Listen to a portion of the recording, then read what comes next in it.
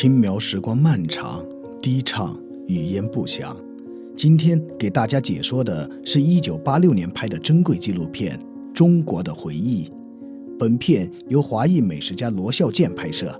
他于1936年前往英国定居，并在伦敦开了一家非常有名的中餐馆，叫益华楼。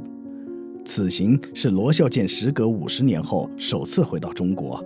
他除了探望家乡、祭奠先祖外，还带着一支由美食专家组成的队伍，辗转福建、杭州等地，真实记录下了80年代的美食小吃和人情风貌。而该片因为从来没有公映过，目前仅有人放出过部分剪辑片段，所以我是经过多番搜寻才找到了片源。同时我还请人进行了听译，并用 AI 软件进行了 4K 修复，画质相比原来提升了很多。鹭江宾馆作为厦门的地标建筑，曾承载了无数的时光记忆。那时改革开放刚刚起步，厦门作为第一批经济特区，正以1日千里的速度发展着。城里虽看不到太多的高楼大厦，但街上的小货车你来我往，一片繁忙，其中不乏一些用自行车改造的货运3轮车。那一年，鼓浪屿还是一座亲切宁静的小渔岛，处处都充满了生活的气息。人走在大街小巷上，常常能听到优美的钢琴声。那一年，鼓浪屿还未被开发成旅游景点，也没有那么商业化。住在岛边的人家是面朝大海，春暖花开，而今却是面朝大海，游人数百。厦门的南普陀寺建于唐朝时期，距今已有上千年的历史。这里的素菜可谓举世闻名，一度被誉为天下第一素宴。像这道菜叫半月澄江，是用香菇、面筋和竹笋加上中药材一起烹制的。还有这道丝羽菇云和南海金莲，不只是口感丰富，营养价值高，名字也很富有禅意。用镜头中老外的话来说，就是3道菜吃出了10道菜的感觉。当然，我个人认为佛门还是要以朴素清贫为要，这样的精致和讲究，不免会让我想起《西游记》中的金池长老。在1000多年前，当上海还只是一个滨海小镇的时候，福建泉州已经是世界知名的国际大都市，拥有中国最大的外贸港口。当时这里云集了各国商人，贸易十分繁忙。像中国生产的丝绸、陶瓷、茶叶，大部分都是通过这里出口到印度、波斯、欧洲等地。不过后来随着时代变迁，泉州渐渐沦为了一个无足轻重的小城市。在片中可以看到80年代的泉州大街上，连小汽车都见不到一辆，人们的交通都以自行车为主，唯有那些充满历史韵味的老街旧巷、东西双塔，在静静诉说着泉州昔日的辉煌。老中菜作为泉州最大的农贸市场，从早到晚都是人山人海，非常热闹。由于泉州是一座沿海而建的城市，所以菜市场里除了能买到各类瓜果蛋肉外，也能买到许多刚刚捕捞起来的新鲜海产。像生蚝的常见做法是加上蒜蓉、粉丝、小米辣后进行蒸制或烧烤，但泉州人习惯把壳全部剥掉，用肉来煎鸡蛋饼。一路舟车劳顿，几经辗转，罗孝健终于回到了故乡福州。福州别称榕城，因此道路两旁全是拔地而起的榕树。这是一座存在感很低的城市。像我是今天才知道，福建的省会是福州，而不是厦门。或许是离开的时间太长，或许是昔日街巷的早已改头换貌，罗孝健并没有太多的感慨，唯有横跨于闽江两岸的大桥，能让他感受到那故乡特有的亲切。这座大桥始建于宋元时期，当时叫万寿桥，后来几经修缮拓宽，从1971年改称为解放大桥。福州除了母亲河闽江外，还有数十条内河在城中纵横交错，所以清理淤泥、疏通河道是人们的日常工作。此行，罗孝建还回到祖宅罗园祭奠了先祖。从那2层的西式洋楼和曲折别致的花园可以看出他的家世非常显赫。后来我查阅资料，发现他爷爷居然是晚清重臣罗丰禄，曾参与过北洋海军的创建，而他的外公魏翰是近代著名的造舰专家，曾主导建造了第1艘国产的全钢甲军舰平远号。翌日，罗孝建一行人坐上火车前往杭州。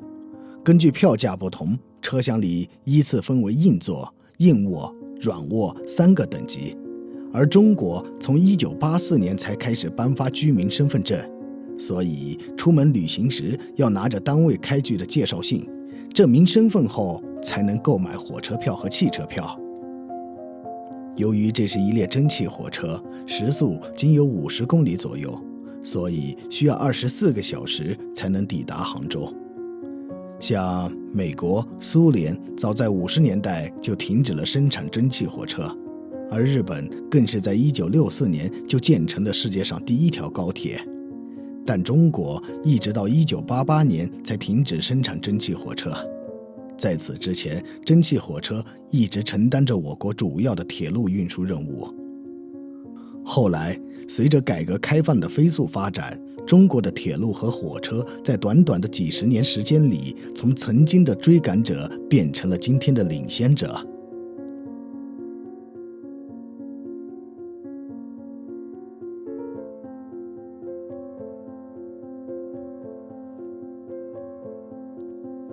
伴着远处的悠悠琴声，几许诗意，游人们泛着小舟在湖面上荡来荡去。曾经多少诗人墨客在西湖留下了千古绝句，像什么淡妆浓抹总相宜，相信大家都快听吐了。所以我很喜欢苏轼的另外一句：春山犹是小蛮针线，曾诗西湖雨。虽没有华丽的描写，但颇有意趣，经得起细品。常言好山好水出好茶，产自西湖畔的龙井茶素来以清幽雅致的风味风行于世，在清朝还被列为了贡品。在80年代，龙井茶仍按照传统方法来加工，其中要以清锅和灰锅2个步骤最为关键，一般都是由经验丰富的老师傅亲自炒制。所谓清锅，是将茶叶放到80度的锅里炒15分钟左右，使其初步定型。茶叶回潮后，倒入30度的锅里再炒半小时，使其水分尽量挥发掉，直至完全定型。这一步便称为灰锅。最后，茶叶还要过筛2次才能进行包装。镜头中的老师傅手法娴熟，全身散发着一种潇洒不羁的汗水，特别是那飘舞的烟灰，大大丰富了茶叶的口感层次，让人回味无穷。游人来到杭州，既钟情于风景如画的西子湖，也爱慕这里华贵优美的丝织品。在这家大型工厂里，我们能看到丝绸大概的制作过程。首先，蚕宝宝在化蛹前会不断吐丝，把自己包起来，形成一颗茧，这便是我们常说的作茧自缚。然后把蚕茧放到热水里，使丝胶和丝素自然分离后，便可以开始抽丝。接着将蚕丝重新纺成丝线，送去染成各种颜色。正常情况下，一颗蚕茧能吐出1000多米的丝，7到8根蚕丝能合成一根线。最后把丝线放在流水线机器上，便能编织出各种精美的丝绸。在离开杭州时，罗孝建特地买了一瓶大补酒，同行的老外尝了后赞不绝口。不过当他得知瓶子里泡的是一只蜥蜴时，表情便瞬间复杂了起来。最后，罗孝建一行人前往上海和北京，品尝了当地的各类美食小吃。而我之前已经多次解说过这2座城市，其人情风物要比本片更为丰富。所以这里我就不再多加赘述。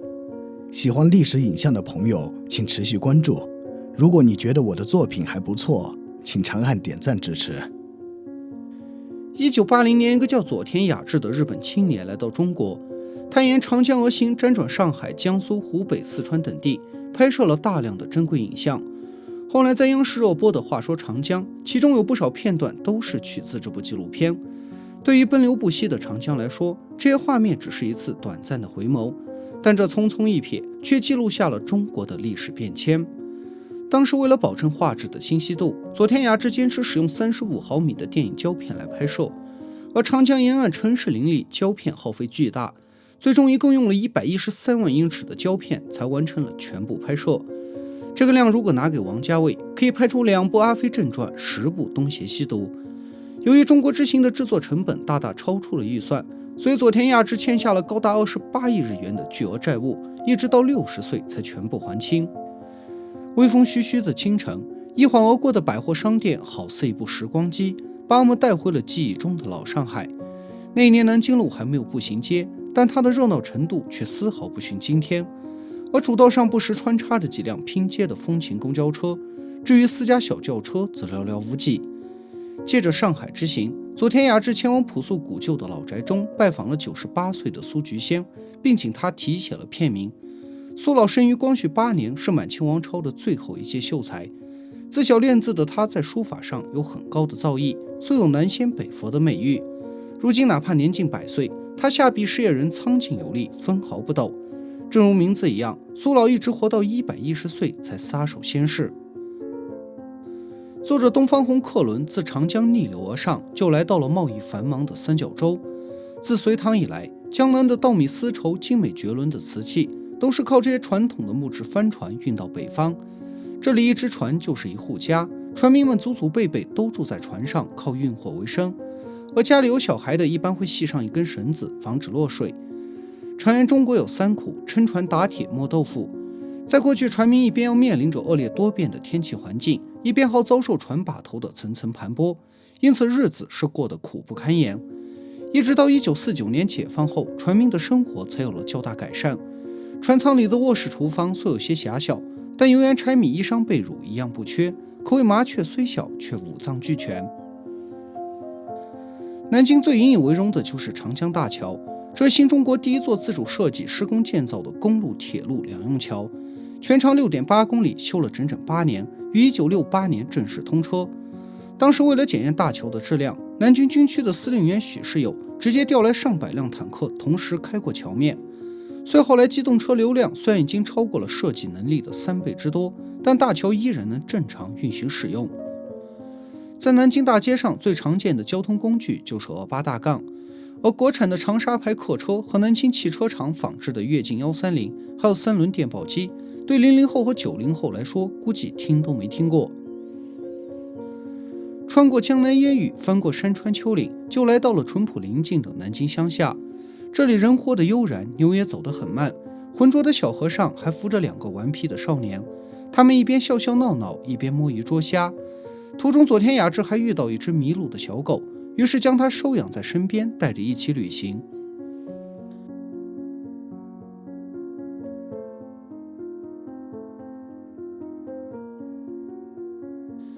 沿江而行，来到中国的瓷器之都景德镇，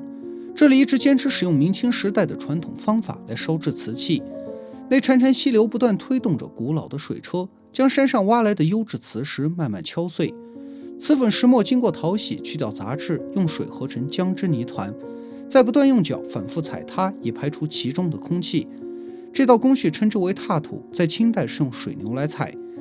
接下来把泥团放到咕噜车的转盘上，塑造出瓷器的外观形状，其中包括拉坯、立坯、晒坯等多道工序。这一步非常考验工人的技艺和耐心，所以一般都是由经验丰富的老师傅亲自动手。成型的素坯经过晾晒后，在上面勾花描月、绘山画水，根据瓷器形状的不同，还要使用荡吹、胶抹等各种方法来上釉。烧窑是制作瓷器的最后一步，也是最为关键的一步，因为不同的温度点会导致瓷器呈现出不同的成色，火力一旦过大或者过小，都会导致窑里的瓷器全部报废，前功尽弃。所以在业内有一句话叫身在晨星，死在烧城，7分靠人，3分靠天。在烧制过程中，老师傅必须寸步不离，时时刻刻根据烧制情况来调整窑温。开窑后，凡是有点瑕疵的瓷器都会被当场摔掉，合格的瓷器则用稻草打包装箱，然后通过帆船运到国内各地，甚至进口到国外。湖北宜昌的葛洲坝水利工程从1974年开始动工，挖出来的砂石碎土有8000多万立方米，要是堆成1米高1米宽的墙，能绕地球2圈多。1981年1月，随着重型卡车将一车又一车的石料倒入江中，长江完成了历史上的首次截流。自宜昌逆流而上200多公里，就来到了奉节县。三国时期，兵败萧亭的刘备在白帝城一病不起，临终时他毫无保留地将一切托付给诸葛亮，特别是那一句如妻不才，君可自取，更是成为了一段千古佳话。而在奉节斑驳的茶馆里，如果能听说书先生讲上一段《三国演义》，那可真是如临其境，回味无穷。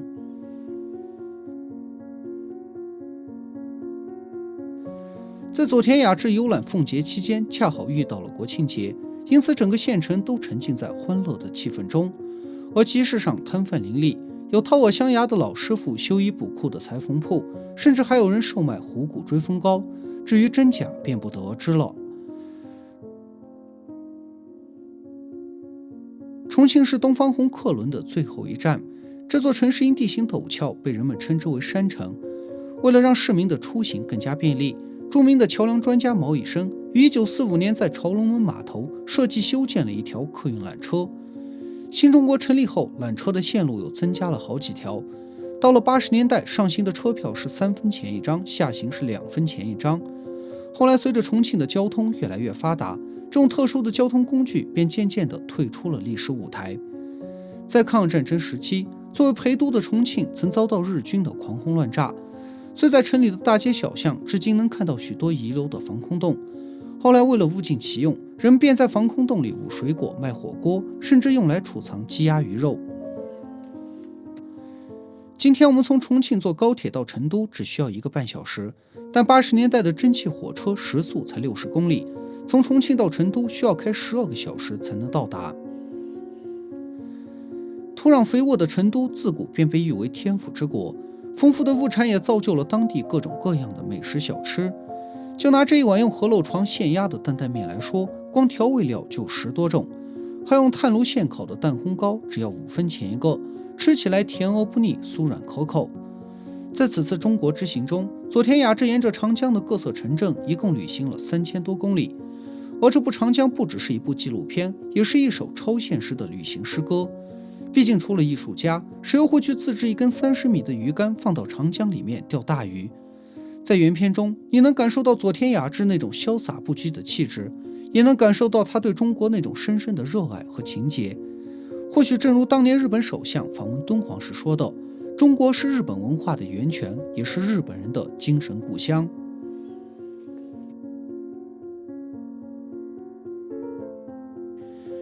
记忆中昆明的春天从不下雨，那天空清澈的就像他的脸。后来偏三轮带着他沉默的背影，穿过了人来人往，穿过了多少的浮沉聚散。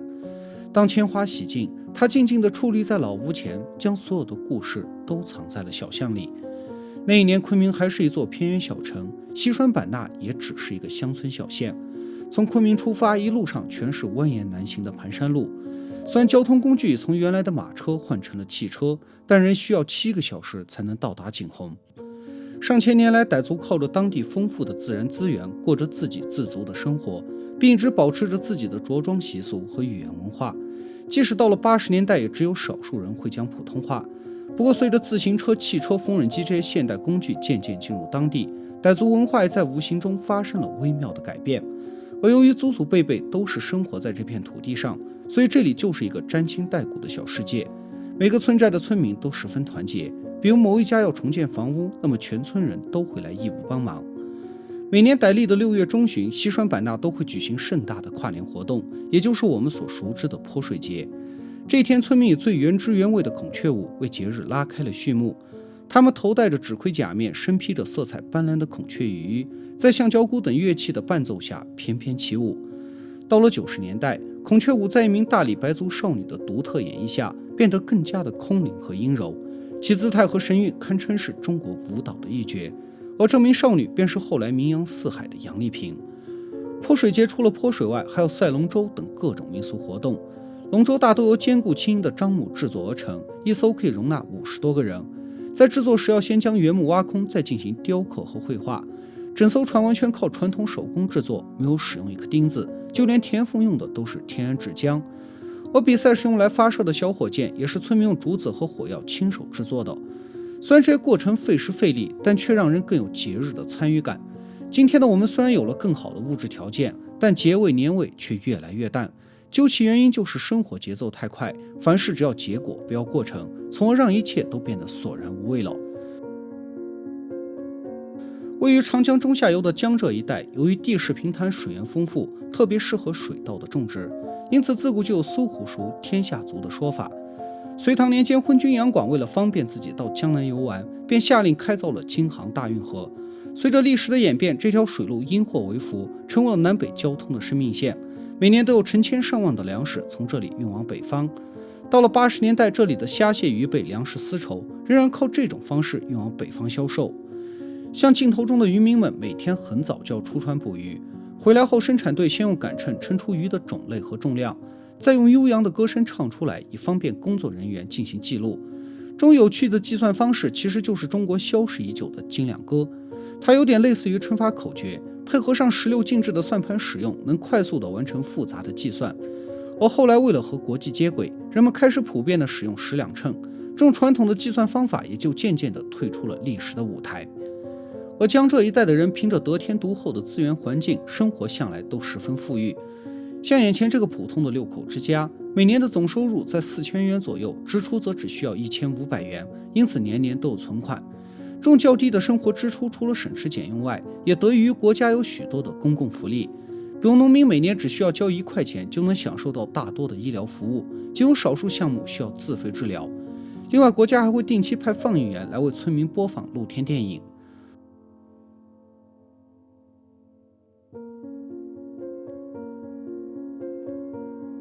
而自从实行了农田承包责任制后，每个村民都分到了2亩田，大家自耕自种，自负盈亏，越是勤劳努力的人，越能获得更多的收入。曾经吃大锅饭的时候，许多人想着干多干少都是一个样，因此从不努力工作，一天就是四处闲逛，想着法的偷懒。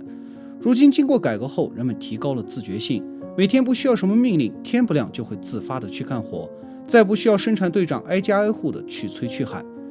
不过个人主义的盛行也使得人们忽视了对桥梁、道路等公共设施的建设。总而言之，原来是人人为我，我为人人，现在则是人人为己，人人为之。随着市场经济的开放，去供销社买东西不再需要用粮票、布票，购买的数量也没有限制，商品的种类也比原来更多。人们还可以将自己养的鸡鸭鱼鹅等各种农产品拿到市场上进行售卖，以增加收入。但自由市场的缺点就是货品价格混乱，质量参差不齐。像在国营的农贸市场里，鸡蛋都是按斤卖，不是按个卖，而且现场还提供了电灯检验，但凡是坏的就会看到有明显的气孔和污斑。在民国年间，中国人口约有4亿左右，但自从解放后，中国人口开始不断猛增，到80年代也达到了10亿多，整整翻了2倍有余。大量的劳动力使原本薄弱的中国工业得到了迅速发展。到80年代，中国大大小小的工厂加起来一共有35万家，增长率达到了世界第一。平均每年大约有400万年轻人进入就业市场，相当于每年就能创建一个欧洲小国的经济体。而中国的快速工业化也为妇女提供了大量的工作机会。在过去，女人讲的是3从4德，大门不出，二门不迈，所以她们根本没有任何学习的机会。生而为人的唯一使命就是嫁人生子，当家务机器，经济上也完全要依靠丈夫才能生活。但解放后，她们有了婚姻自主的权利，也能自食其力。随着经济地位的提升，也就实现了真正的男女平等。现眼前这家专门做出口生意的刺绣厂，每年都会招收大量高中毕业的实习生。在接下来的4个月里，他们会学习基本的针法，如果考核合格，将和师傅一起工作2年。待学徒期通过后，他们基本会在这里度过余生。如果结婚有了孩子后，可以交给工厂的幼儿园托管到6岁。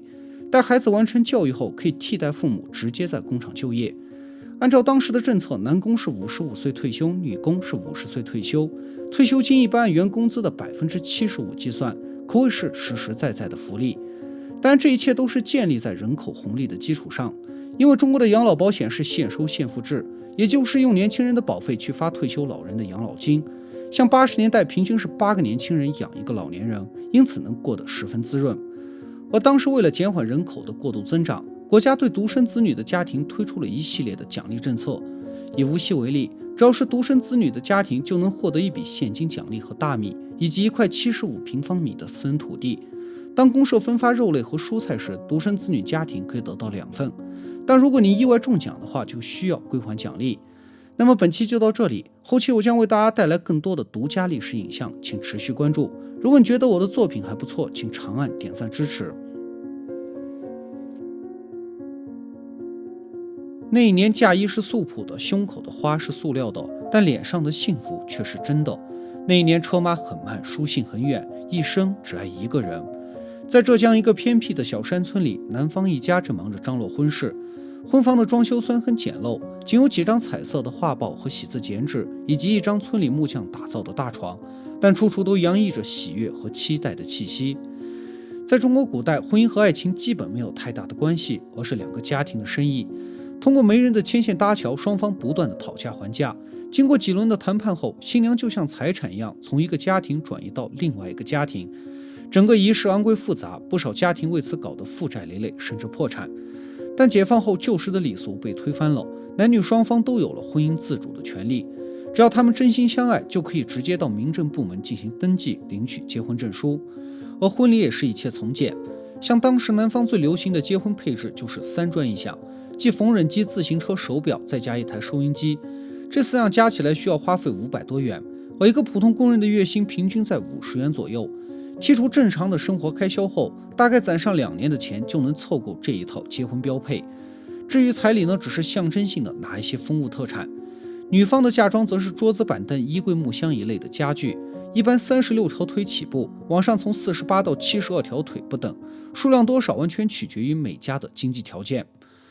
婚礼当天，男方用扁担挑着聘礼，跋山涉水的前往了女方家，其中包括10盒香烟、1斤糖果、25斤酒、2斤猪肉、8斤鱼、2只鸡。在女方家吃了午饭后，新郎开着11路车就把新娘娶回了家。这一天没有浓妆艳抹，没有华丽的嫁衣，就是单纯的在胸口挂上一朵花。最后在亲朋好友的祝福声中，他们就完成了这场简朴而真挚的婚礼。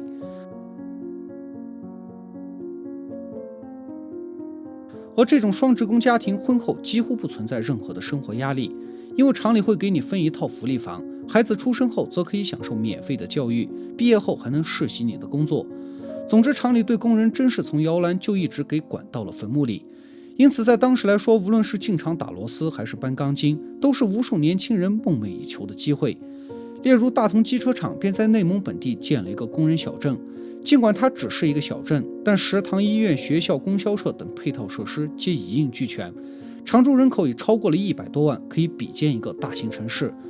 时至今日，我依然无法忘记童年时大厂子弟喝汽水、嗦冰棒时那不可一世的表情。而无论是工人还是家属，在这里看病都是免费的。值得一提的是，医生在进行喉咙、拔牙等各种手术时，常使用针灸来进行麻醉。像在1972年拍摄的纪录片《中国》里，甚至连剖腹产手术也是采用针灸麻醉。然而这项传统医疗绝技至今仍存在很大的争议，有人质疑这是一个骗局，一个学术谎言，病人肯定事先打过了麻醉药，又或是病人为了宣传才配合着医生硬扛。然而画面中这位老人已是90岁的高龄，其身体难以承受麻醉药的刺激，因此医生便使用针灸麻醉来对他进行白内障摘除手术。再比如这只小兔，在正常情况下，它鼻子在热灯附近只能忍受6秒多，但经过针灸麻醉后却可以忍受到12秒。虽然效果不如西药理想，但至少可以作为一种辅助的麻醉手段。接着我们回到工厂的话题，虽然70、80年代的工厂提供了丰富的福利，但也养出了不少的奸狼怂毒。平日他们只知拿钱不知干活，导致工厂变得效率低下，人浮于事。加之经营不善和持续不断的高福利，许多工厂开始坐吃山空，甚至到了负债累累的地步。从80年代末开始，随着改革开放和市场经济的崛起，工人不再是人人羡慕的铁饭碗。反而是那些体制外的个体户，凭着敢冲敢闯的精神，成为了第一批先富起来的人。像老刘在国家的支持下，拿到了一笔年利率 4.2% 的创业贷款，在广州街边开了一家瞎削简陋的努基店。由于当时政策规定个体户雇佣工人不能超过7个，否则就是投机倒把，将面临着牢狱之灾。所以从食材的宰杀、清洗到卤制，老刘只能带着一家老小亲力亲为。他平均每周要卖100多只鸡，一份售价是3元，一个月的纯收入在2000块左右。当时有不少像他这样毫不起眼的个体户，在时代的浪潮中稀里糊涂的就成为了万元户。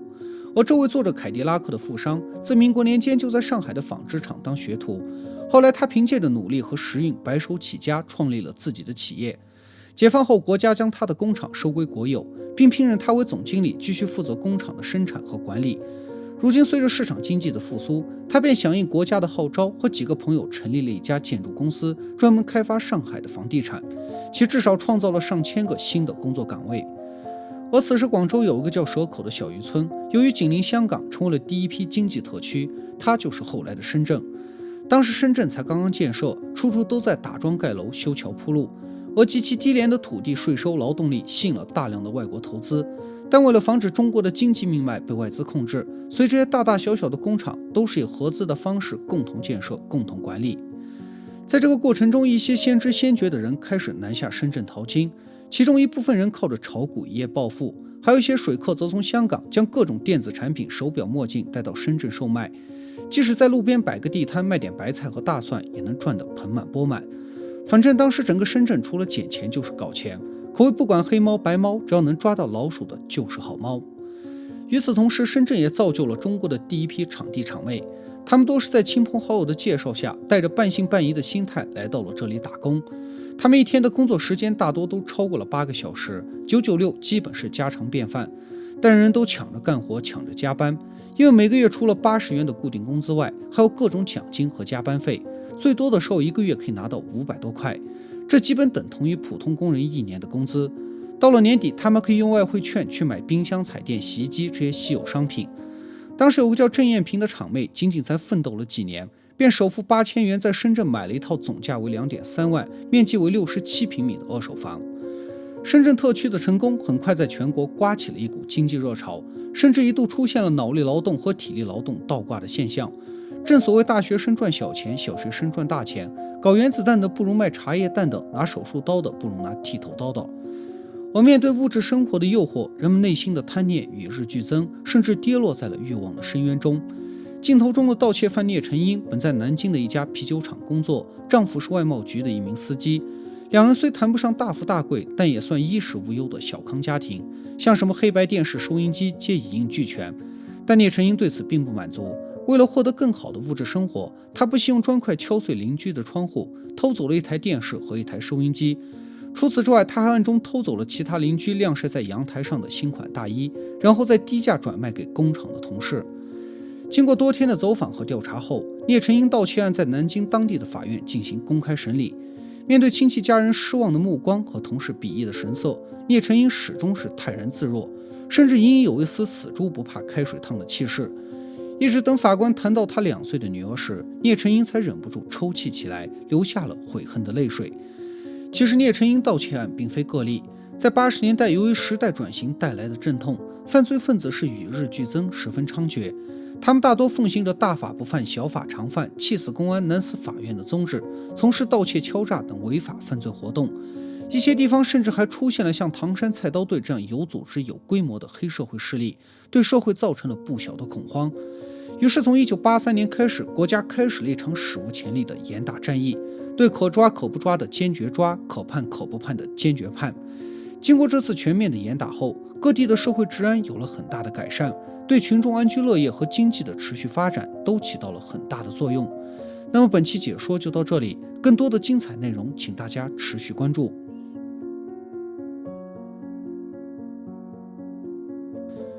那一年大家诚诚恳恳，说一句是一句。那一年书信很慢，笑容很真，一生只爱一个人。本期给大家解说的是1979年拍摄的纪录片《中国人的面貌》。相比伊文斯的愚公移山和安东尼奥尼的中国，该片就如同一颗被人忘却的沧海遗珠。别说找片源了，就连基本的介绍资料都没有。而在最近的半年里，我经过多番折腾和努力，终于从国外的某国家影像档案馆寻到了该片的高清版本，并请人进行了听译。虽然影片只有短短的3个小时，但却记录中国各地的人情风物，是一份非常珍贵的历史影像。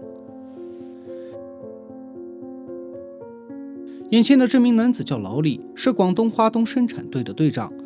每天早上7点以前，他要赶到广播室通知村民出工，所以天刚蒙蒙亮，一家人便爬起来忙着洗脸漱口、生火做饭。老老小小配合得十分默契，这边才挑水洗好菜，那边就已生火煮着饭。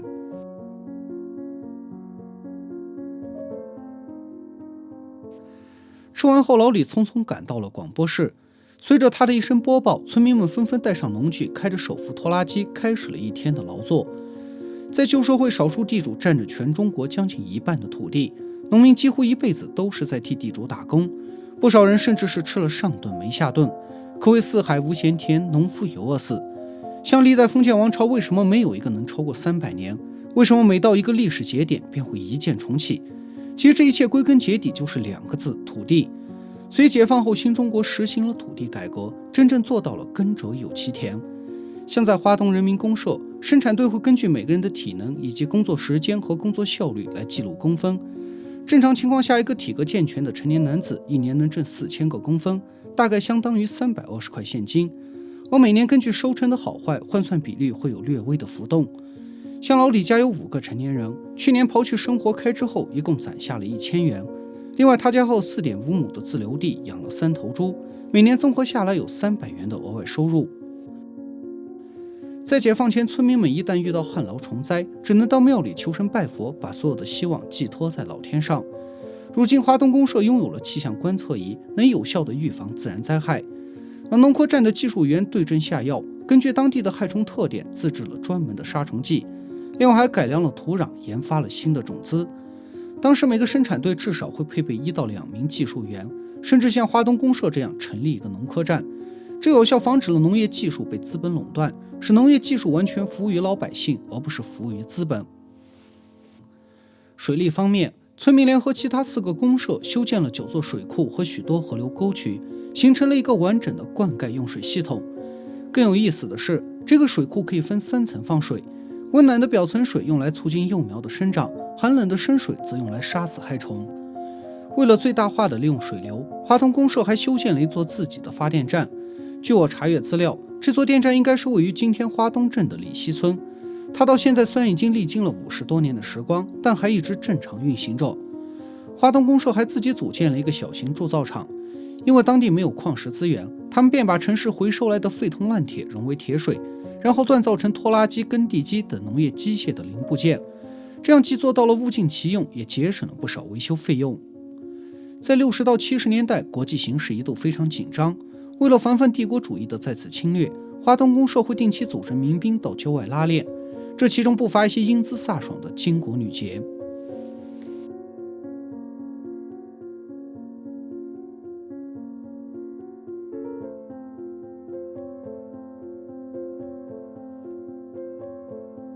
由于当时没有个人经营的商店，所以柴米油盐、衣帽鞋袜、铁锹锄头等各类生活劳作用品都需要到供销社购买，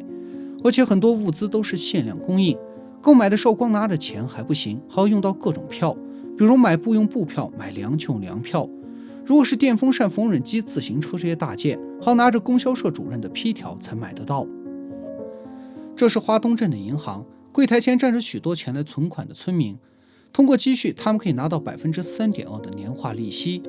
整个银行呈半开放式，没有铜墙铁壁，没有防弹玻璃，而工作人员数钱点钞全靠手，账目也是靠算盘计算。那会也没有信用卡，没有超前消费的理念。虽然收入不如现在高，但是有一分过一分。目前华东公社一共有26所学校，共有1万多名学生。像在安东尼奥尼于1972年拍摄的《中国中》，农村的小学连课桌黑板都没有。相比而言，华东公社的学校要好很多。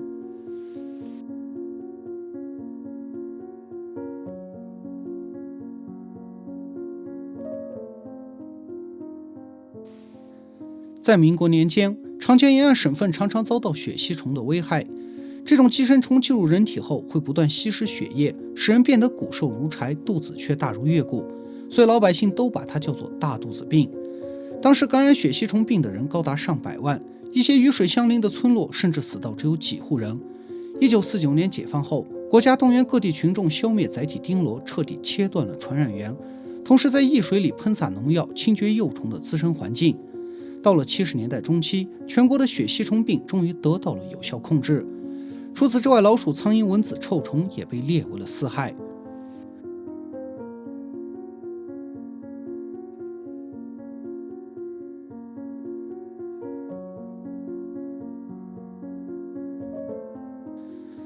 在过去，农民几乎享受不到任何的现代医疗服务，常常都是一病穷3代。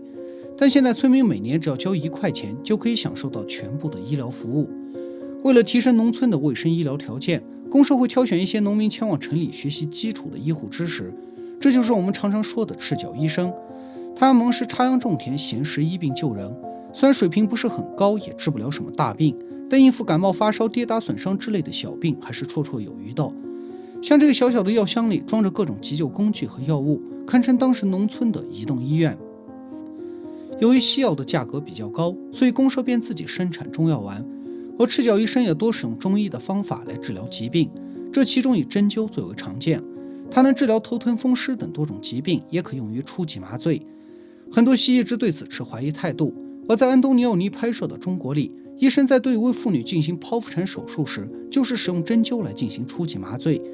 因为只要医生熟悉人体穴位和中医医理，就能用这根小小的银针触及神经，切断疼痛感。可惜的是，这样神奇的传统医疗技术到今天已经很难看到。在无锡的这家诊所里，一位右手麻痹的老人正在接受针灸治疗。据我目测，第一针扎的是合谷穴，能起到疏通气血的作用；第二针扎的是曲池穴，专治手麻痹无力、上肢不遂。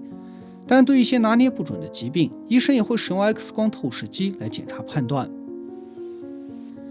有网友说，中医没落的主要原因就是太便宜，但我个人认为是医患关系的改变才导致了中医的没落。记得几年前我去一家中医院看病时，排队的大爷告诉我，小伙子，看中医要讲缘分，你的病不一定适合他的药，他的药不一定能治你的病。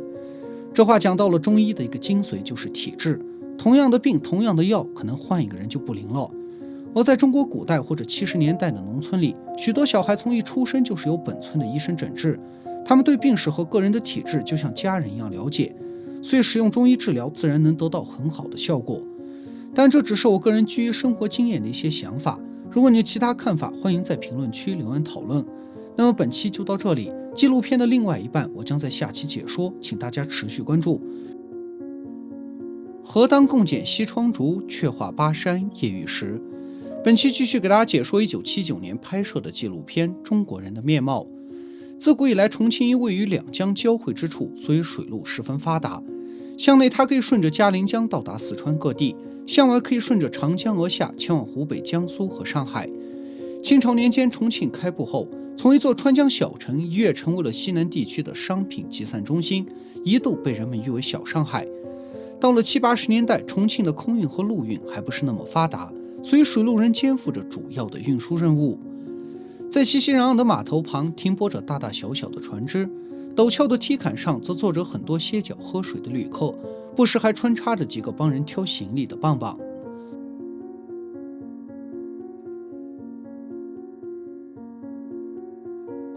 东方红33号是一艘开往武汉的客轮，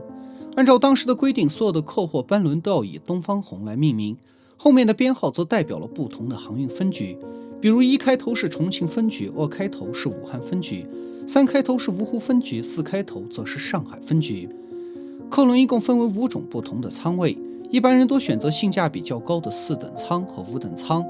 还有种位于甲板下方的散席票，价格虽十分便宜，但环境很差，就连睡觉都是自己打地铺。按照当时的收入，从重庆到武汉，5等舱大概相当于普通工人2个星期的工资，头等舱则相当于普通工人2个月的工资，所以一般人没重要事情是不会出远门的。像这艘客轮上的大多乘客都是公务出行，可以报销费用。他们有的是水利工程的工作人员，有的是去武汉比赛的文工团。在漫长的旅途中，大家靠打牌聊天、唱歌吹箫来解闷。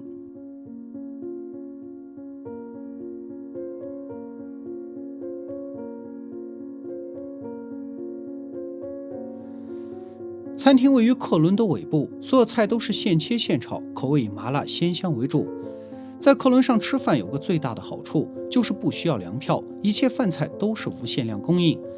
不过在那个清贫朴素的年代，下馆子是一件很奢侈的事情，吃罢又舍不得钱，不吃的话又感觉失去了一次占国家便宜的机会，所以短途旅客一般就点个最便宜的素餐，或者忍着回家再吃。东方红33号在行驶途中先后经停了万县和云阳。万县作为入川的门户，历来都是万商云集之地，一度被称为小重庆。到了70年代，万县仍是一派繁忙的景象，沿岸的船夫们驾驶着传统的木质帆船你来我往，终日在江上来回摆渡运送货物，而码头上的工人们扛着沉重的货物在跳板上来回奔走，但一旁的机械运输车预示着他们终将被时代淘汰。到90年代，随着三峡水利工程的开工，江水逐渐淹没了万县老城，也淹没了无数人的时光记忆。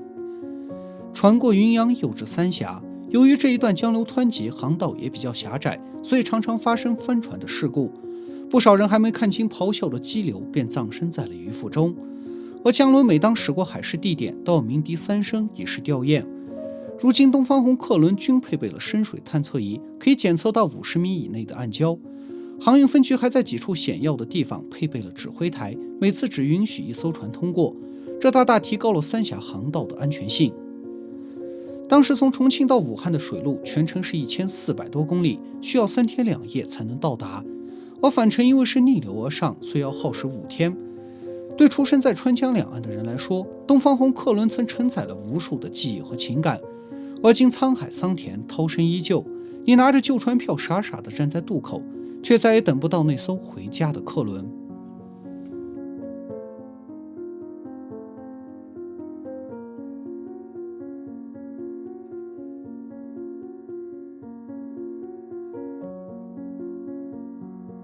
上海是长江入海前的最后一站，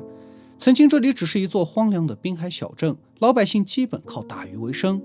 像上海的简称就是来自于古时一种叫沪的捕鱼工具。而从清朝开始，一系列丧权辱国的条约使上海的很多地方被划为了外国列强的租界，这在无形中挖掘出了上海的经济潜能，使其迅速发展为了一个国际大都市。在苏联于40年代拍摄的纪录片《中国的重生》中，可以看到民国时的上海是电车穿梭，高楼林立，非常发达。可这些繁华却和穷人无关，在豪宅前是寒风中乞讨的孤儿寡母，车水马龙的大街上是一个个骨瘦如柴的车夫拉着红光满面的绅士淑女，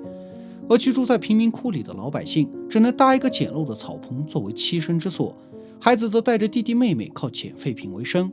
这里没有电，没有下水道，到处都是垃圾和粪便，常年臭气冲天，一旦有了瘟疫，都是一排一排的死。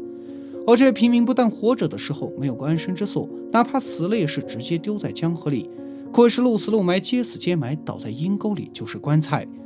1949年解放后，国家先后在贫民窟和郊区修建了350个住宅小区，还配备了相应的生活设施，而每个家庭能以极低的价格租到一间2室的房子，这个极低是低到1个月只要几块钱，又按照当时的法律规定，房租不能超过收入的5%。由于房租便宜，也没有什么通货膨胀，医疗也是免费的，所以老百姓手里有更多的钱用于消费。像孙家是一个传统的大家庭，3代人共同生活在一起。孙永发是一名机床厂的工人，每天从早上6点半工作到下午2点半，他的妻子则是一名儿科医生。如今孙永发的父母已经退休，每个月可以拿到原工资70%的养老金，全家60%的收入用在食物、衣服和房租上，剩余的则存起来用于娱乐和额外的消费。目前全家人正考虑去北京旅游，或者换一台彩色电视机。因为家里没有冰箱，所以孙每天早上都要到国营市场购买新鲜的瓜果蛋肉。像鱼类是定量供应，每人每月可以买3公斤，而蔬菜则是全年不限量供应，这在全国是属于特殊待遇。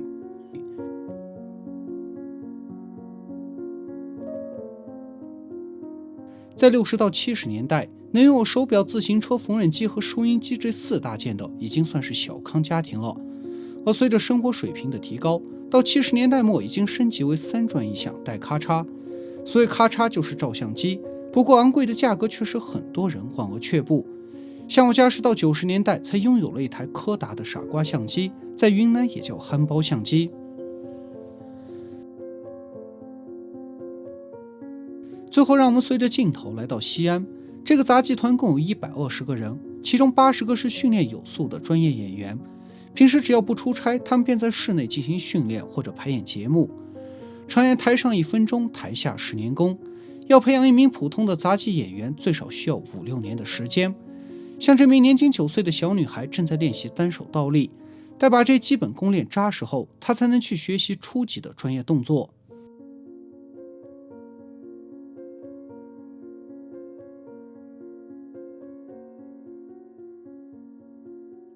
顶坛是我国最古老的杂技节目之一，看起来不算难，可实际上却非常考验艺人对平衡的掌握。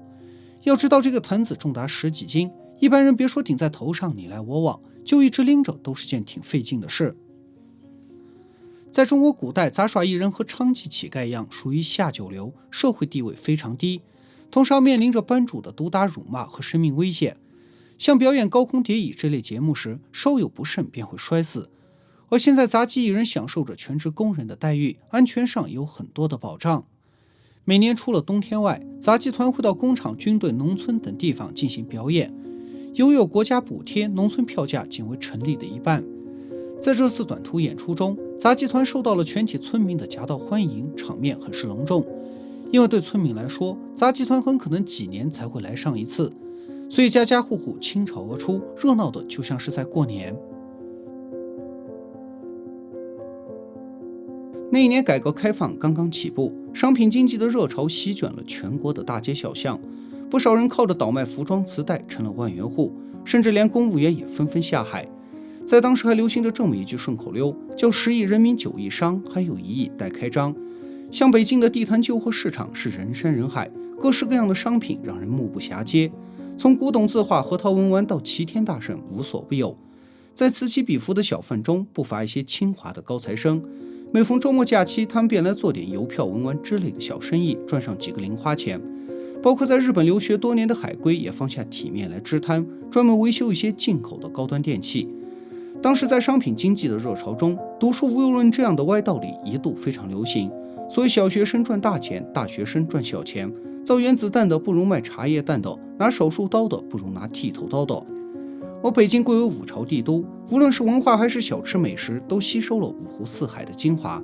在这里，你能吃到传统的桂花切糕、羊杂汤、吊炉烧饼、艾窝窝，也能吃到武汉的煎豆皮，价格经济实惠，像国营的炸灌肠一盘只要5毛钱。说到美食小吃，不得不提的是物产丰富的天府之国四川。但拿成都来讲，小吃都不下100余种，口味从麻辣鲜香到酸甜软糯，可以说是百味俱全。因此在成都，小吃都是一套一套的卖。在这家开了40多年的老字号里，普通套餐只要2块1一套，包含了龙抄手、赖汤圆、蛋烘糕、中水饺、烧麦5种小吃，外加1碗银耳羹。另外还有种高端套餐，只要花上4块1毛5，就能将成都所有的主流小吃一网打尽。在宋朝文人的笔下，重庆火锅是浪涌秦江雪，风帆照晚霞。而对重庆人来说，火锅就是生活，7分碎也有3分都是涮在沸腾的红油汤锅里。在80年代，重庆最有名的火锅店又属国营的141，相比其他餐馆，他家的汤锅底料要更加的鲜香浓郁，食材也很新鲜，鸡鸭鱼肉都是当天现切现杀，不存在冰冻货。正如店名一样，111、22，绝不偷工减料。而最早吃火锅的人多是一些江边的苦力工，由于一个人负担不起一锅油，往往会和其他客人一起拼桌，这便形成了9宫格的吃法。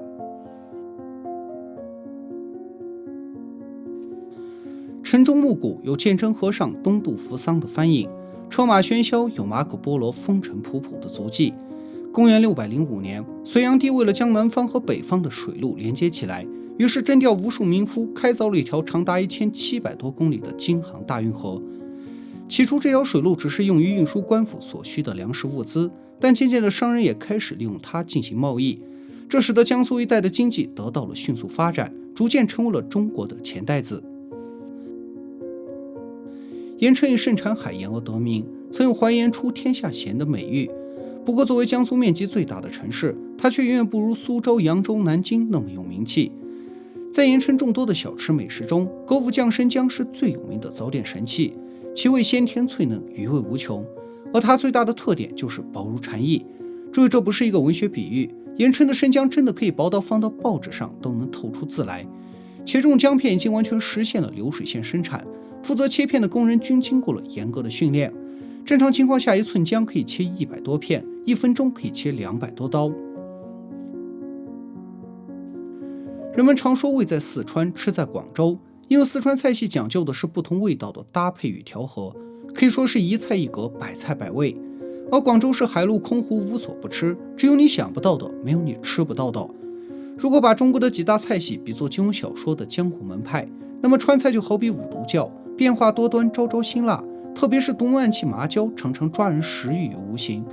淮扬菜则相当于古墓派的玉女心经，采苏杭天地食材之精华，品尽本味之鲜美。而粤菜好比丐帮，肚子饿起来无所不吃，一套降龙18勺下来，更是兽鸟蛇虫无一幸免。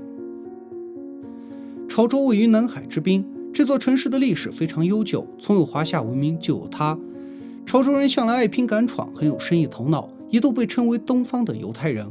特别是在东南亚一带，潮州人和福建人几乎占了财富排行榜的半壁江山。虽然潮州人很会做生意，但家乡的经济受限于地理位置等原因，远远不如佛山、广州、深圳发展的好。当年就连李嘉诚这样的大拿来了，也没有抓住机会。如果说吃在广州，那么喝便在潮州。曾经我认识一个潮汕的朋友，每次出门旅游，他行李箱里装的全是茶具，就连那个1米长的大茶盘也得带上。旅行途中一言不合就是一顿功夫茶。正是在他的熏陶下，我才切身体会到了什么叫茶文化，明白了泉水和自来水的微妙差别。后来当我在读《红楼梦》的时候，也就理解了妙玉为什么要积攒旧年的梅花雪水来泡茶，那样的精致和细腻，我想正是生活的动人之处。在潮州街头，功夫茶可以说是无处不在。就拿这个小小的公园来说，约上3-5个好友往内一坐，从捞井里打上一桶清冽的井水，倒在陶壶里用炉火烧开，接着用它来洗茶温杯。泡茶的时候还要讲一个高冲低试，如此方可品饮。先不说这茶的味道如何，就拿烹煮的过程氛围来说，也是别有意趣。春风十里繁华梦，世外桃源景不同。车开摩托呜呜响，急似风驰快若龙。吃的是山珍海味奇异品，穿的是时装衣服仿欧风。说不尽坐拥资财家富足，面团团做富家翁。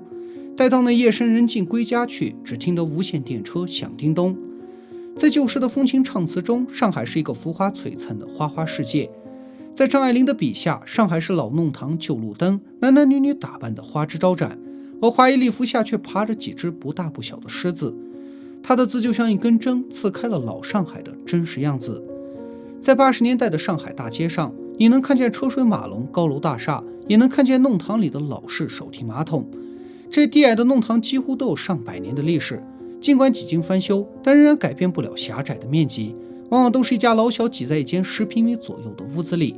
这样一来，厕所自然成了无处安放的尴尬，于是手提马桶便应运而生了。每天清晨弄堂里此起彼伏的洗刷声，就像一首交响乐刻录在了一代人的脑海里。而在1975年之前，会有专门的环卫工上门收集粪便。正如周璇歌里唱的，粪车是我们的报晓机，多少声音被它唤起。后来环卫局在数千条弄堂里搭建了小道口，同时还建设了大量的公共厕所，才让手提马桶渐渐退出了历史的舞台。那么本期解说就到这里，更多的历史修复影像请点开我的主页翻看。如果觉得我的作品还不错，请长按点赞支持。四方美食不过一碗人间烟火，人生百味不过一段梦吹风散。那一年，一支冰棍就是整个夏天。戴着白帽的老太太加上一辆小推车，一个泡沫箱，便勾勒出了我们的童年时光。而甘肃作为古代丝绸之路的名城重镇，曾一度是中原通往欧洲的黄金要道。五湖四海的商贩们口味迥异，有的爱辣，有的爱甜，久而久之，这里便聚集了天南海北的各种美食小吃。在3街6巷中，你能吃到精韧爽口的陕西和乐面，也能见到不满3月的小乳猪还未经猪生便已嫁祸西去。而当地最硬的一道菜要数雪峰驼掌，它与熊掌、猴头、燕窝并称为4大山珍。当年人们在丝路上穿山越岭、横渡沙漠，都全靠忍饥耐渴的骆驼，但劳苦功高的它还是抵不过人们的食欲啊。那披星戴月的4条腿儿，终究还是免不了一番水深火热、刀山油锅。然而也正是因为这4只蹄子久经磨难，才有了一股独特的香味儿，以及半筋半肉、老而不柴的别样口感。当然，雪峰驼掌只是可遇而不可求的真谣异传，大多数人的日常还是一碗朴实无华的清汤牛肉面。那饱满多汁的肉貌完全对得起它1碗3块5的价格。但大鱼大肉吃腻了，你还可以尝尝甘肃天水的传统小吃浆水面。所谓浆水，便是用野菜或者芹菜发酵而成的酸汤汁，其味酸香爽口，更能消暑养胃，生津止渴。人都说西北粗犷荒凉，就连风也吹不出温柔，但天水碎面却一如江南的细致，薄如片纸的面皮削成了雀舌大小的菱形面片，一番烹煮后浇上臊子，撒些香菜，最后再泼上一勺油辣椒，注入灵魂。除此之外，还有甜绵香糯的沙枣馍，面白如雪的罐罐馍，五味的沙米凉粉，都是当地有名的美食。而甘肃历史最为悠久的传统小吃呢，一个是绵软韧滑的酿皮子，一个是酸辣鲜香的天水瓜挂。这2道美食已在西北大地上流传了1000多年，是当之无愧的灵魂小吃。它们就如同昆明人的米线、武汉人的热干面、西安人的羊肉泡馍一样，已经超越了舌尖之欲，成为了故乡的味道。而在荏苒的风霜当中，无数小贩就是凭借着那一把小勺，搅出了全家人的生计。沿过甘肃，再至广西，位于西南方的平祥县一脚踏两国，是最早与越南进行贸易的口岸。自对越南的自卫反击战结束后，两国的边民逐渐恢复了互市贸易。像当时广西南宁生产的天鹅自行车、桂花手表，以及柳州五金公司生产的凤凰牌自行车，都是通过这里源源不断地出口到越南。出口这个词听起来倒是挺高大上的，实际上就是当地的倒爷倒姐以高超的技术将车直接骑到越南售卖，而平均每辆的价格在300元左右，利润有10-20块。在广西民间有句谚语叫食在南宁，住在桂林，死在柳州。究其缘由呢，一个是靠棺材发家，一个则是靠山水扬名。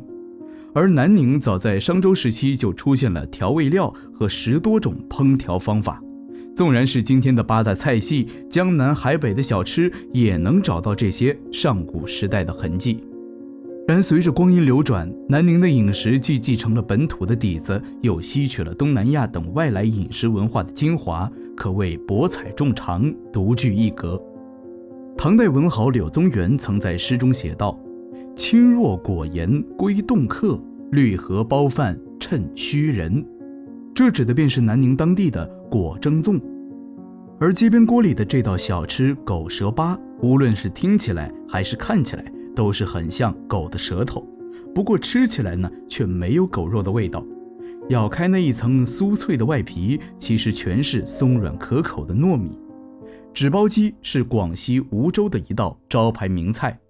它独特的隔纸轻炸烹饪法，既能让油温不断地激发出玉扣纸里的调料香味，又完美地锁住了鸡肉的鲜嫩。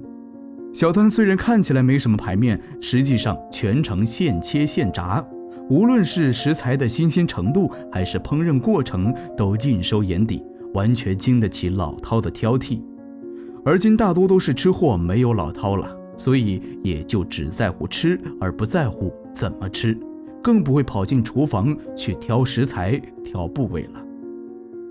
在广西，一天的生活是由嗦粉开始的，它就如同武汉人的热干面，北京人的面茶和豆汁儿，是一种无法被替代的清晨仪式。吃的时候呢，先经过一番烹烫，然后再加上锅烧脆皮、葱花豆角等各种小料，接着再泼上一勺肉汤，最后趁着热气滋溜一嗦，滑入口腔，那味道又怎是一个绝字了得呀！古人认为天有历数，地有周易，湖南长沙因从地理位置上刚好对应着天上一颗叫长沙的寿星，故而命名。褪色的老街里聚集了各类小摊小贩，一股熟悉的市井气息扑面而来，有卖甜白酒、烤红薯的，也有现场制作的槟榔。只见那铡刀一下，槟榔便被切为数片，接着再抹上一些桂子油、石灰汁之类的调料，那味道真是一言难尽，可谓我之砒霜，他之蜜糖。尽管槟榔对于健康有着很大的危害，但对于许多湖南人来说，一口醇香清甜的槟榔便是故乡的味道。位于有水之滨的王村是一座有着悠久历史的千年古镇。1986年，这个地方因刘晓庆和姜文主演的电影一炮而红，自此更名换姓，改为芙蓉镇。当地的米豆腐原本是一种极为常见的普通小吃，但却因为刘晓庆动人的演技，成为了芙蓉镇标志性的美食。而一个又一个的土家族姑娘也在自家吊脚楼里小摊一只，当起了豆腐西施。那人、那景、那米豆腐，让人不知不觉间已置身在了电影的世界中。而青岛海云庵的糖球会至今已有500多年的历史了。它原本是当地正月新春的一个庙会活动，但随着时光的变迁，作为配角的糖球便逐渐升级为了节日的重点主题。其实所谓的糖球也就是我们常说的糖葫芦，只是多年来海云庵的小商小贩们不断的争奇斗艳，才使得它花样百出，也越来越长得不像糖葫芦。而海云庵的糖球会呢，就如同傣族人的泼水节、彝族人的火把节一样，之所以能够绵延100年，并不是因为糖球有多么的好吃，水泼着有多么好玩，而是这种传统民俗已经成为了无数人的文化乡愁。唯有这些民俗能稍稍抚慰一下那藏在心灵深处的岁月。当然，乡愁也可以是故乡那一条泥泞的山路，或者余光中笔下那一张窄窄的车票，又或许是皮夹里那一张褪色的老照片。